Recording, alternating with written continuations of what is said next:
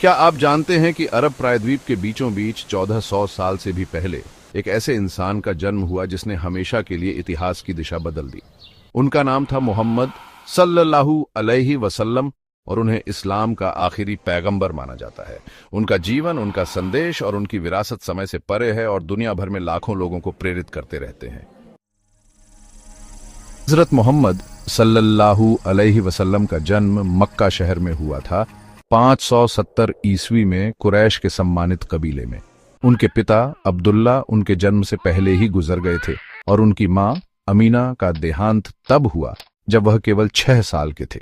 मोहम्मद सल्लल्लाहु अलैहि वसल्लम छोटी उम्र से ही अनाथ हो गए थे।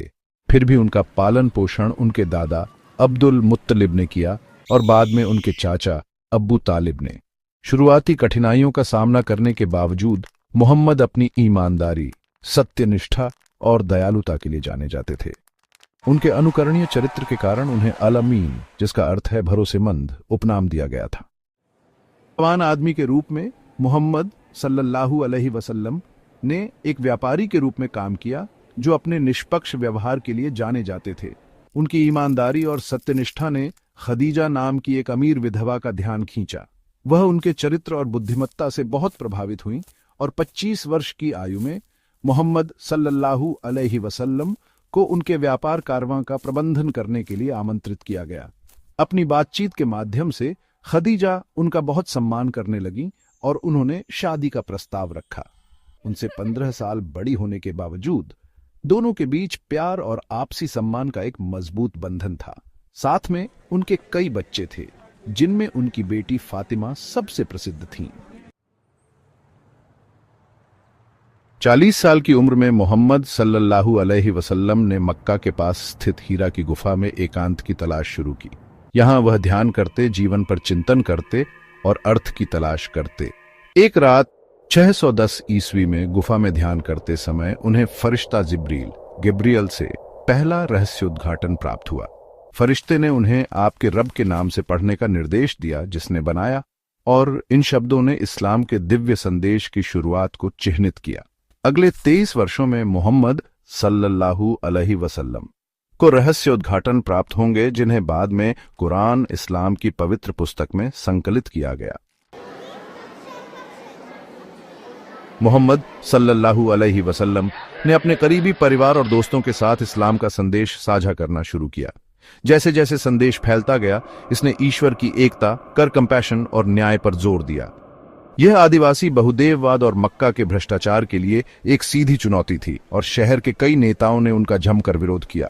बढ़ती दुश्मनी के बावजूद मोहम्मद सल्लल्लाहु अलैहि वसल्लम और उनके अनुयायी दृढ़ रहे, उत्पीड़न और अत्याचार का सामना करते रहे।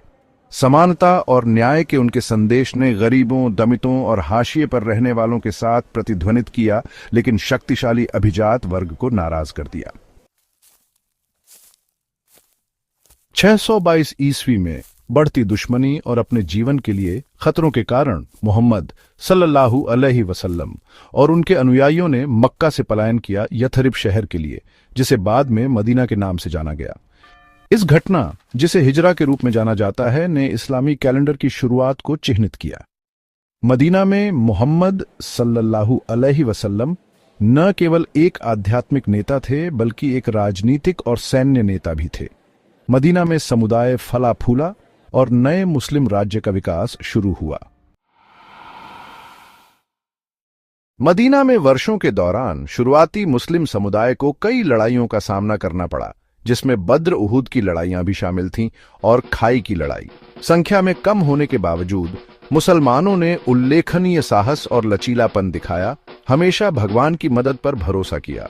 हालांकि उन्हें चुनौतियों और नुकसानों का सामना करना पड़ा, लेकिन लड़ाइयों ने मुस्लिम समुदाय की ताकत का प्रदर्शन किया और मोहम्मद सल्लल्लाहु अलैहि वसल्लम का नेतृत्व, जिन्होंने ज्ञान और धैर्य के साथ उनका मार्गदर्शन किया।